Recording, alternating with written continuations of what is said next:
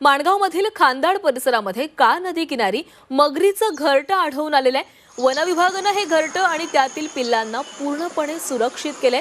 या परिसरामध्ये नागरिकांनाही प्रवेशासाठी बंदी घालण्यात आली आहे। मात्र या घरट्यातील छोट्या मगरी पावसाळ्यामध्ये पुराच्या पाण्याबरोबर मानवी वस्तीमध्ये येण्याची शक्यता वर्तवली जाते।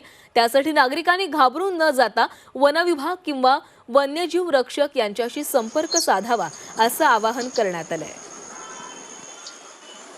वन्यजीवांच्या नैसर्गिक निवासस्थानांवर परिणाम होत असल्याचे दिसून येत आहे। परिणामतः हे वन्यजीव व ह्या मगरी शहरांमध्ये मानव वस्ती नजीक दिसून येत आहेत।